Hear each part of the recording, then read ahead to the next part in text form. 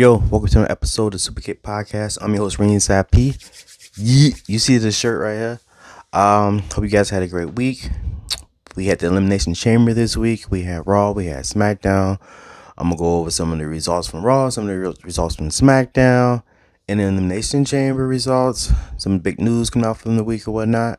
Hope you guys ready to get into it. Before we get started, make sure you guys like, subscribe, share, comment, do all those things. I appreciate all you guys as always tuning in or whatnot, giving me feedback, commenting, liking. Check out some of my reels on Instagram. I'm gonna start a TikTok with some of my reels on there, strictly on there. Check out some of my shorts on YouTube. Just keeping this thing growing, getting bigger and bigger. We got less than probably like 40 days to WrestleMania 40. Who's all going? I just bought tickets to World at WrestleMania. Is anybody going to that? Let me know. But let's get into it, man. You guys ready? Let's go. One of the things that we had heard about was how WWE wanted to go like more like sports theme with storylines and things in general. And you can see that they're trying to put some of those features into play now.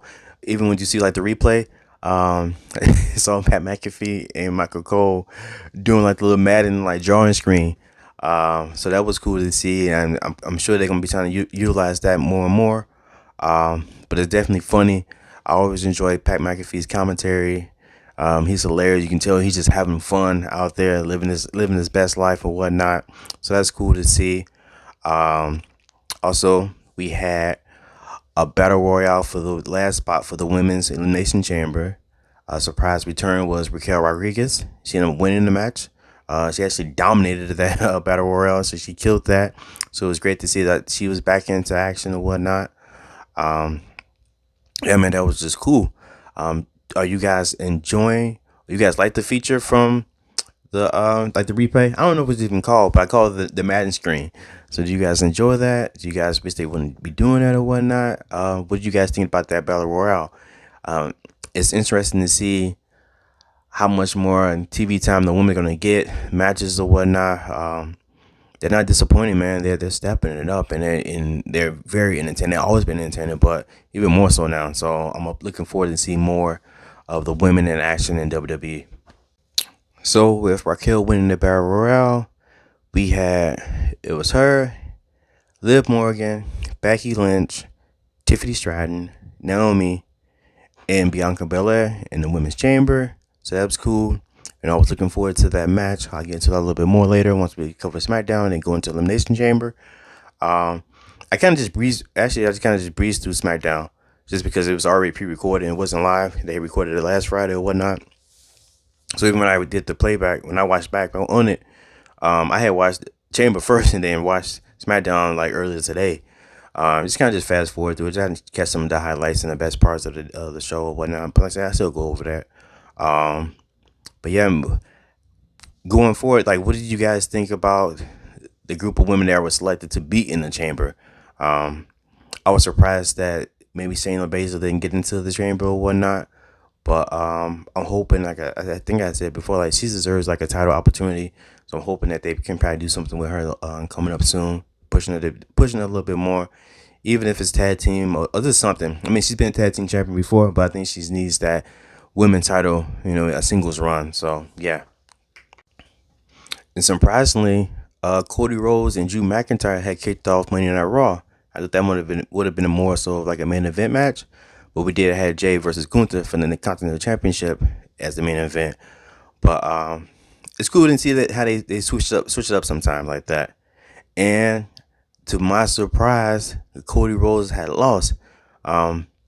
I don't remember the last time that he's lost in single competition was when he at WrestleMania against Roman Reigns.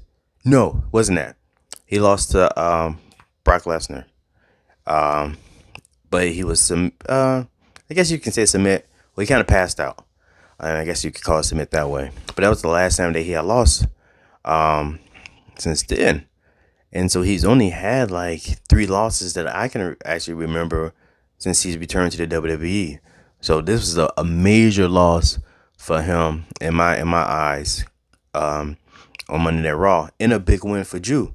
As he's constantly still building momentum to get to WrestleMania. So I say it's good to see that, man. They're letting you. When I kept saying before, like WWE or Monday Night Raw at least needed another heel, and even though Drew still doesn't have that full on heel heat, he's a heel, and he's living in it. Like I say, with the means, the constant putting down TM Punk, the merchandise. I hope he come out with something else. But Drew is doing a very, very good job right now as a heel, and man, I'm looking forward to him. What else is in store for Drew McIntyre going forward in the future or whatnot? How do you guys liking this new Drew like image and persona right now? You guys enjoying it? You guys not enjoying it? Let me know.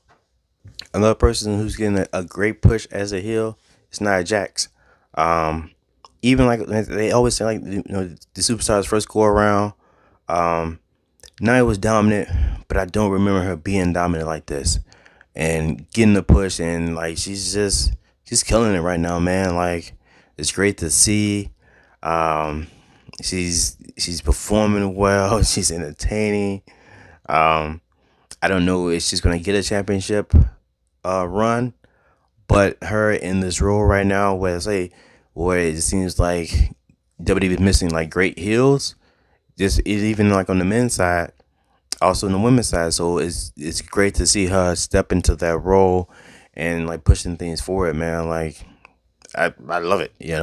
Um, I hope to continue seeing more of that. I hope they keep trying to do more with her, even if she doesn't beat Rhea. I want to see them keep trying to push it, and hopefully see her at WrestleMania doing something. I think she should be. I think she'd be good at WrestleMania against someone. Maybe Jade Cargill. Her absence since the Royal Rumble is got people wondering, got myself wondering, because I see that someone once again had leaked some stuff, and she was supposed to be in the chamber.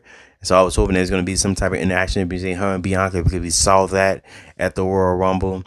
But plans has changed, and she's not in the chamber anymore. So I'm hoping that maybe she pops up and does something. I think I'd rather see her against Nia Jax than maybe something than trying to see her versus Bianca Belair at like WrestleMania or whatnot. But yeah, man, where is Jade Cargill? We need to know. People want to know where she's at. What is she doing? What's next for her? I think she did amazing at the Royal Rumble. I was looking forward to seeing more of her on in WWE, but I don't know, man. Only time will tell. What do you guys think? So I'm gonna go into the match of the week for myself. Was Chad Gable versus Ivar. Once again, man, like Ivar just be killing it, man. And like I wish I could get to see more of him versus Bronson Reed or him versus Otis again. But it's him versus Chad Gable. Um, Real good match. And I said just like the first time they had met again before, and the production and everything was great. It was awesome to see. Um, Once again, man, like it just doesn't disappoint watching. And it could just be also because of Chad Gable, who's a phenomenal talent, and he's a great in ring performer. So pairing him up with another guy like Ivar, who's like dangerously athletic to be like over like 300 pounds, doing moonsaults, spinning roundhouse kicks. When he did that like senton, not senton, but like like to sit down from the top rope, it was like crazy. Like I thought he would have almost crushed Chad Gable's chest, but yeah, man, like that was one of my that's probably my match of the week was Chad Gable versus Ivar. Did you guys have a match of the week that you guys had enjoyed a lot that you think was the best match of the week, or well, no, let me know. But for me, it was Chad Gable versus Ivar, and I want to see more with Ivar, man. Push him to do something. Um, Maybe not. See, I think that's where it kind of like sucks, because you got Gunther as Intercontinental Champion, so you're not going to see that Ivar versus that, or put Gunther in a 4-way and include Ivar in that with some other guys or whatnot, and so we can get to see more of him doing something. Like it's cool where he's at, but put him somewhere else. I think he deserves to get a little bit more spotlight shine onto him. But yeah, man, what do you guys think? Also, I'm hoping that since the merger, is official, whatnot, and they're trying to go more like sports theme, there won't be so many like I guess outside sports collab and people just popping up just for the sake of popping up. Because you don't, they could be fans of WWE. You don't never know. But it seemed like they were just planning to advertise other things, which I get because there's a whole business thing with TKO, UFC, and WWE. So you want to incorporate and blend in different brands so you can pick up different fans and the audience or whatever across the board. But it's like, man, y'all just putting people on the screen that I don't even know who these people are. Maybe other people do or whatever. And like I said, you're trying to advertise more and more. So I get the business behind it. But man, I feel like it takes away from other things. And granted, we do get to see WWE superstars in other fields and other sports popping up. Like you might see like a superstar throwing out the first pitch of the game, or at like college stadium or something like that. And maybe it's kind of the same, but for me, is last Monday when you were seeing like 4 or 5 different other people, and it's like it just I don't know. I just wasn't feeling it. But I don't know if other people were or whatnot. Maybe I hope they don't continue to do so. But it's a business, so they might keep trying to, like I say, blend in the different audiences and whatnot. Try to get more eyes on different products that they have under the TKO umbrella. But we'll see going forward. But yeah, man, I'm not a fan. No. So then also I want to get into the super kicks of the week. Actually, I'm matching the colors right now. But the superstar who had the super kicks of the week, I knew it was only a matter of time once she returned. But it was Liv Morgan who had some Jordan ones, Travis Scott's on the blue, white, and black ones or whatnot. But it was dope to see. She didn't wrestle in them, but I did see some backstage pictures with them having them on or whatnot. I remember when they first came out, it was so hyped up and everything. And it was decent because it was just different because Nike signed his backwards or whatnot on the shoe. So it was a different take on the Jordan 1 colorway and style of the shoe or whatnot. Um, do anyone have this shoe right here? Do you guys wear them? How do you guys take care of your sneakers? Do you guys put them in a case? You give them in a box? You got them in a closet? You got them displayed in a way?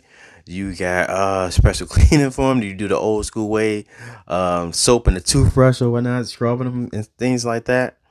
But Liv Morgan, superstar with the super kicks of the week, Jordan ones, Travis Scott's. Yeah, I'm gonna see who we got for next week, man. Like, um, Finn is always up there for me because he comes through with customs.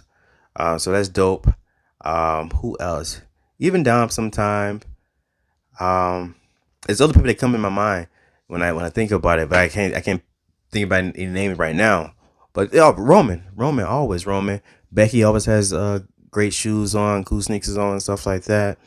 Um, I'm sorry, in Dakota Kai. I'm being on the lookout more and more for superstars who got cool sneakers coming up. So we also, for the last match of the night, we had. Oh, I've also got to mention how the bloodline interfered, and that's why one of the reasons Cody Rhodes had lost, because they interfered and costing the match, similar to WrestleMania last year. So kind of like a flashback moment for Cody. Also like a flashback moment for Drew, because they had the same thing. They cost him the match against Roman at Clash at the Castle. So we fast forward to the last match of the night for Monday Night Raw.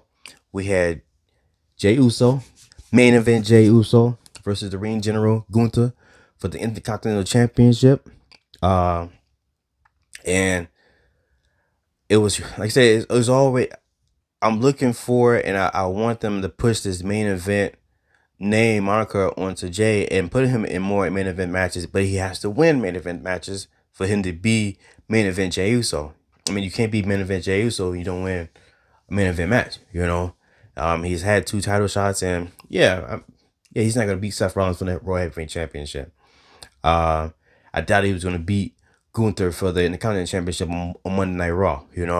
I was hoping they might be able to push that maybe to like WrestleMania or even Elimination Chamber, But maybe the card was too full already to even have that match there. But we get Gunther versus Jey Uso, Monday Night Raw, and great match. And even though sometimes you might think that, oh, I know who's gonna win, but they try to make it so, man, they keep you guessing. I seen Jay hit like 5 spears on Gunther. It was a great match, like say, and Gunther never puts on, like I've said before, a bad match. I haven't seen a bad match with Gunther, in my opinion. All his matches are pretty solid, and entertaining. Just for even for his style of wrestling, I'm gonna always prefer the finish. The finish, maybe he needs a better finisher. The finishers is kind of dull to me. Um, but all in all, like it's always a great match with Gunther in there. So we get to the end, and then what do you know? Like Jey Uso hits like 5 spears on Gunther, rolls him in the ring, hits the Uso splash, pins on 1, 2. Then we hit the bell ring, ding ding ding ding ding ding ding ding ding ding ding ding ding ding ding ding ding ding ding, and it turns out to be his brother, Jimmy Uso, who cost Jey Uso the match. Like he cost Jey Uso the match at SummerSlam, um, against Roman Reigns, and Jey loses to Gunther, get kicked in the face, get a couple splashes, and we're looking like we're going to set up finally Yeet versus No Yeet. And I'm looking forward to it, man. Like, I know that they wanted. The only time I can remember like brothers versus brothers is Owen versus Brad, and I think somebody put up Jeff versus Matt Hardy, and now we got Jay versus Jimmy, and I think we get in there WrestleMania, and I'm looking forward to see how they build onto it more. Even though like the foundation for the storyline is there, but I want to see more. I want to see Jay invade SmackDown and call Jimmy something. I don't know what Jimmy could be going for. Maybe it could be some type of no one contenders match for the U.S. title at WrestleMania, and Jay costs Jimmy that opportunity going forward, just to build more and more. I want to see the promos between the two brothers. I just like their different demeanors and everything, so I'm looking forward to that. It's gonna be, I think it's gonna be a great match, and I'm hoping that they can do it right, and it's gonna be another bloodline WrestleMania, man, and I'm happy to go see it and see it live. So, are you guys looking forward to Yeet versus No Yeet? Let me know. Um, I'm looking forward to it, man. I can't wait to see. I can't wait to see. Now, since we're really on the road to WrestleMania right now, with the end of Elimination Chamber, there's nothing else going forward, and the next big event is WrestleMania 40. So, yeah, man, I'm ready. I'm ready. Who else is ready? So now, since that is over, so now we're here to SmackDown, and keep it real quick. One of the biggest thing I can take away from SmackDown is Bailey, man. Bailey's story, Damage Control's story, their rivalry, their feud. It's not really getting the shine that I think it is. Maybe because WWE views it as the least important of the storylines going towards WrestleMania or whatnot. But everyone, you can tell everybody has supported Bailey, and there was all hype that she had won the Royal Rumble, whatnot, only for like her to not really get no time, no tick on TV or anything. And I think they can do a better job or hyping up this storyline even more so. They're trying to make it creative and keep us guessing, like, what is Dakota Kai going to do? Is she going to be on Bailey's side? Is she going to backstab Bailey?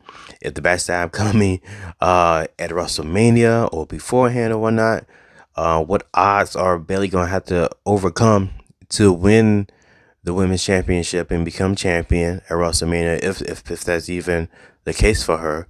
Is someone going to come help her? It seems like she's going to need another ally for WrestleMania to be able to win, and she's outnumbered. Whether even she has Dakota, it's still 3-2. It's the odds aren't the standings aren't even for her. So it's interesting to see what's going to happen. I always say it's interesting, but yeah, man, we can't forget about Bailey and what's going on, and I think they can do more with this whole like storyline with Damage Control versus Bailey. I just don't think they're doing enough for her, and giving her the recognition that she deserves. And it's WrestleMania, that's one of the matches that has been picked already that we know is happening. In addition to, we got Cody versus Roman. Now we got Drew versus Seth Rollins. We got the Man versus Mommy. Those are the matches that are now confirmed since Elimination Chamber I'm gonna get into. But I know this is one of the early matches that we was confirmed, and now it's just like, man, now they're kind of just pushing it to the side, and it kind of like sucks, especially for all the Bailey fans. And like I say, she's great in the ring. But yeah, man, let's do something for Bailey. We had a We Want Cody campaign. Can we get a We Want Bailey campaign? Get her some take, get her some spotlight, some shine. She deserves it. All right, so on to the Elimination Chamber. I decided to wake up at 4 a.m., which is the time for me, to watch the Elimination Chamber live. Some of my first takeaways is just like some of the aerial shots. Perth, Australia was amazing. It made me want to go there, and then watching how the setup for Elimination Chamber was, it had the feeling of like WrestleMania, which even made me a little more excited to even get ready to go to WrestleMania in a few weeks. It seems like Australia, and then when they was advertising, just do like the commercial, which seemed to be like a lot of commercial breaks and commercials they was doing the Elimination Chamber, but just when they were just showing the different parts of Australia or whatnot, looked beautiful. The swim with the whale sharks and manatees and blue whales or whatever the case may be. Seemed like I can't swim, but if I had the opportunity, if I was able to swim, or I can just float or just panic in there, I panic in there with a whale shark just for a little bit. But yeah, man, that was dope to see. The chamber, even I heard like, some pirates tried to steal some of the parts. They did steal some of the chamber parts, and they had to resend them out or whatnot. But it's great to see that they had got everything together. Like I said, the setup of the arena, everything was dope to see. The aerial shots, you can tell, and there was no expenses spent for fireworks. Like they made sure the budget for fireworks was there. If the budget was $1 million, they spent all of it on fireworks. Everyone, the fireworks was on point. I don't remember if fireworks went off when Becky Lynch won. I definitely remember for everyone else. I don't remember when Becky Lynch won, if there was fireworks. They might have been, maybe I was just like half asleep when it happened or whatnot. But let's get into the chamber, man. Like, let me know what you guys think. We're gonna get into it right now. So we kicked it off with the women's Elimination Chamber match. Naomi and Becky started the match, and man, it's great to see Naomi back in WWE, and you can tell like her time away has been for her like greatly. She got some new moves. She's on point. Like I enjoy like the beginning like chain wrestling between Becky and herself. That was real cool to see. Then we had like Tiffany Stratton come out, and just to be maybe like a month or so on the main roster, she's already over, and that's cool. The fans of Australia, they was loving Tiffany Stratton. And then, you had Liv Morgan come out, and you had Raquel and Bianca. And that was just a great match overall, man. Like, I was thoroughly entertained all the way through. There weren't no points where like, oh, man, this is kind of like whack. It was like dull. Like, they kept it up, man. The speed was great. Like I said, man, the fans loved Tiffany, and she showed out and performed. And you could tell like she's going to be a major star with WWE if, all goes well, especially as a heel. And who knows how long she can even be a heel, because like the people love the heel. So as much as she wants to have heel tactics, the fans are loving her. I want to see what's gonna happen for her for WrestleMania. It almost seems like she has enough momentum just in the early like month and a half, as I say, being on the main roster to even possibly get some type of match at the WrestleMania. Maybe her versus Bianca. And maybe they're building to something like that for WrestleMania for the two of them. That would be pretty dope to see at Mania, because even when Liv Morgan had eliminated Tiffany Stratton, all the fans were booing. They wasn't pleased with that. Um, and so then this just let me know that how much Tiffany Stratton is over, and it's Tiffy time, and WWE needs to capitalize on Tiffy time, like I guess like right now, before it's too late. And it seems like sometimes that's the case sometimes where you can tell like a superstar has a lot of momentum from the fans or whatnot, and WWE doesn't capitalize on that, and sometimes it might bypass that, and it might pass them by. And my feelings like is example that for me is like LA Knight. Like he's the fans were so high on him, so hot with him or whatnot, and I think he should have won the U.S. Championship a while ago, and it didn't pull the trigger on it, whatever the case, or for whatever reason or whatever. So I'm hoping that they don't miss the opportunity with Tiffany Stratton to do so. Um, but yeah, we had the last three, which was Bianca, Liv Morgan, Becky Lynch. Liv pins Bianca, and Becky Lynch gives Liv Morgan a Manhattan Slam. And 1, 2, 3. Your winner is Becky Lynch. She's going to face Rhea Ripley. She's going to WrestleMania and hopes to face Rhea Ripley or Nia Jax, which I already said it. So it's Rhea. So like I said, we have the man versus mommy at WrestleMania, and I don't know who's going to win. Like we all love mommy, so mommy has the momentum. She has the support of the fans. And I think maybe the WWE thought that Rhea was going to be a bigger heel than what she was, and she was going to get the fans were going to get behind her like they are. Um, so it's gonna be something at WrestleMania to see the two of them and what side the fans gonna pick for that match. Who do you guys got going forward? You got the man, or you got mommy? Let me know. Next, we had Judgment Day, Finn Balor and Damon Priest versus the New Catch Republic. That was another great match. You know what? Elimination Chamber did not disappoint me. I couldn't find a part of the show where there was like a letdown in me, where it was like, man, I wish this happened, or I wish that had happened. Like all in all, like the show was real great, man. Like it was real solid all the way through. Like the matches were great. Like say even like the tag team match following up the women's elimination chamber match was dope. Dirty Dom, as always, getting the heat from the fans. He's working that, man. Like he's working that part like amazingly. Um, the Judgment Day, that was a great match. Tag team wrestling, man. I enjoyed to see it. I love to see it, and that was a great tag team match. Um, New Catch Republic came up with the short end of the stick that night. Lost to Judgment Day, and like I say, man, I'm looking forward to possibly Judgment Day, Damon Priest, Finn Balor versus Austin Truth at WrestleMania. It has to happen. This how the end of the story happens for them. It concludes at WrestleMania. But yeah, man, that was another dope match, man. Winners Judgment Day, man. What did you guys think of the match? Did you guys enjoy the match? Would you guys have preferred the New Catch Republic to win? Let me know. It seems like WWE is teasing maybe they're not teasing a Grayson Waller face turn. Maybe they kind of did. It seemed like they kind of did it at the Elimination Chamber, and I was surprised. Maybe it just didn't translate or didn't come through well through TV.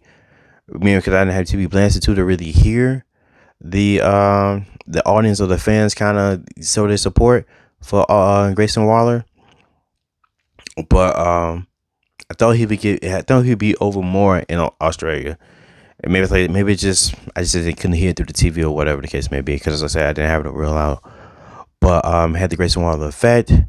They talked about it, different things or whatnot, and Cody decided he wanted to challenge The Rock for a 1-on-1 at some point. And of course, it's not going to be in that Raw or Smackdown or anything like that. It's going to be a WrestleMania. So like I thought before, Cody's going to be doing double duty. You got Seth Rollins saying they still wanted to be Cody's backup. He wants to be his shield. So I don't know if he's going to get some type of tag match. Then a singles championship match is Cody doing double duty? Is Seth also doing double duty because he has his own match or whatever? Um, it's so many different outcomes now for WrestleMania. Like it's crazy. You don't know what's gonna happen. Um, but you see Austin Theory interrupt both of Seth Rollins and Cody Rhodes and call beat down from the both of them while Grayson Waller stepped back and just watched. He didn't interfere. And so that made me kind of believe that there might be a possible face turn going forward for Grayson Waller. And maybe we're going to have some type of match between Grayson Waller and Austin Theory. I kind of see Austin Theory coming on top of that. But who knows? What do you guys think about that Grayson Waller effect? It seemed like we kind of knew that there's going to be some type of Rock versus Cody match. So some way Rock was going to be wrestling at WrestleMania. It was already kind of like stated before that he's ready to wrestle or whatever. So I figured we were going to get that. It was just a matter of time before they kind of announced it or whatever. We got Rock being live on Smackdown this Friday, so I'm pretty sure he's going to give his response to Cody Rhodes' comments and statements. Do you guys want Grayson Waller to become a face? Let me know. Also, real quick though, how many suits does Cody Rhodes have? He's like has like a million suits. He comes into the ring with a suit, and then whenever he's on TV or whatever, he has another suit. Like he must pack like 3 or 4 suits a night. The other thing that I noticed just through the Grayson Waller effect was Seth Rollins is at like the bottom of the totem pole of this whole like this 4-way, you know. And he's the World Heavyweight Champion. He comes out first, and then they announce Cody Rhodes, and then Cody Rhodes gets this. Excuse me, when I'm talking about the fireworks earlier in the budget, like if if 1/3 of the budget went to like the men's elimination chamber, and then another one, Cody Rhodes got the rest, the other third, you know, just for him. It was crazy, and I didn't notice the fireworks until Cody Rhodes came out.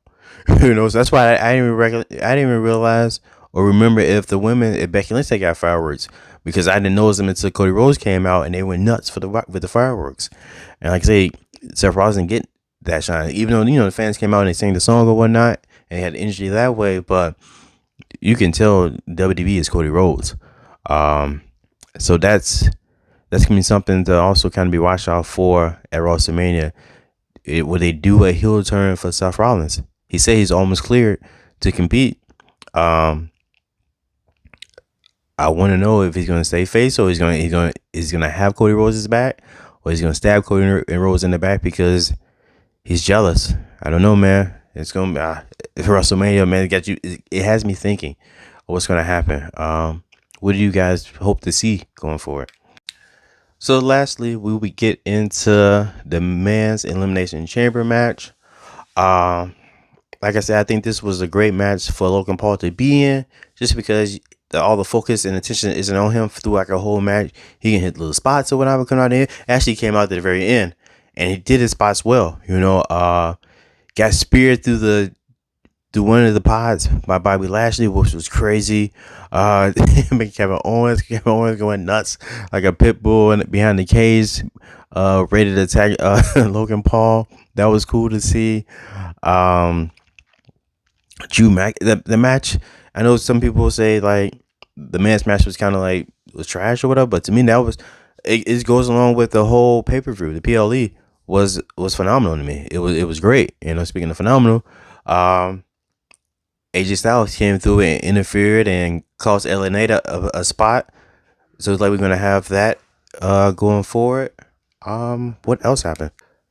So we had AJ Styles come in. He interfered, cost LA Knight the match, his spot at the opportunity at the Seth Rollins at WrestleMania. So I'm pretty sure we're gonna get a AJ Styles versus LA Knight match at WrestleMania. Or probably Friday SmackDown, but it's tonight, so we need some matches. So AJ Styles versus LA Knight. Also, Bobby Lashley got eliminated by Drew McIntyre, who was on fire the whole match or whatever. He pretty much dominated that match. Everyone had their different spots, but he dominated that match. Who else? Kevin Owens got pinned by Randy Orton, took RKO. He was out. And so the last people was Logan Paul, Drew McIntyre, and Randy Orton. Logan Paul pulls out some brass knuckles. He ready to use them, catches the RKO. Pow, he's out. And Randy Orton pins him. Now it's just the last two are just Drew McIntyre and Randy Orton. And then before you know it, we get ready for RKO. Oh, he hits RKO on Drew McIntyre. And then he gets knocked out. Randy Orton gets knocked out by Logan Paul. So it looks like we might have a Logan Paul versus Randy Orton at WrestleMania, which is different. I wasn't expecting that. I wanted to see more. I wanted to see Logan Paul versus Kevin Owens continue, and eventually Kevin Owens beats Logan Paul for the U.S. Championship. Maybe we might get Randy Orton holding the U.S. title for a minute. But we'll see, man. But all in all, the men's Elimination Chamber match was a great match. Excuse me. I think the women's Elimination Chamber match was the better of the two. Definitely was the better of the two. Then we get to the last match of the night. We got Rhea Ripley versus Nia Jax for the women's championship. That was another good match. Like I say, Nia, she's living in the heel moment. Doing all she can, antagonizing the fans, antagonizing Rhea Ripley. Rhea, who's supposed to be heel, not a heel, man. Like the fans love her. All behind her and everything. She comes out on top like mommy always does. And I say that was another great match. The energy, you could tell that she was feeling the energy. I was wondering if she was going to get emotional being back in her home country, performing there and all, and in front of like 52,000 fans or whatnot. But she held her own. She carried the moment. She dominated, man. Like she did what she was supposed to do. This another great match for Rhea Ripley and Nia Jax. So now we got Rhea versus Becky Lynch at WrestleMania. We already had Bayley versus Io Sky. We got Cody Rhodes versus Roman Reigns. And now we got Drew McIntyre versus Seth Rollins at WrestleMania. So we got 4 matches so far. With a possible AJ Styles versus LA Knight. Randy Orton versus Logan Paul. And Yeet versus No Yeet at WrestleMania. Yeah, man, I'm excited, man. Just want to thank you guys once again for checking things out. It's great. I'm enjoying doing the show weekly for you guys. I'm trying to do more reels, be more active on social media, and try to grow this following, trying to grow this platform and everything. Looking forward to try to collab with other people, other content creators or whatnot. Going forward. I say, man, like, subscribe, share, comment. Give me feedback. I'm gonna try to do some more contests and stuff going forward. Do a review of my Yeet shirt. Possibly, maybe I gotta do a review of the No Yeet shirt. We'll see, man. But until next time, adios, peace.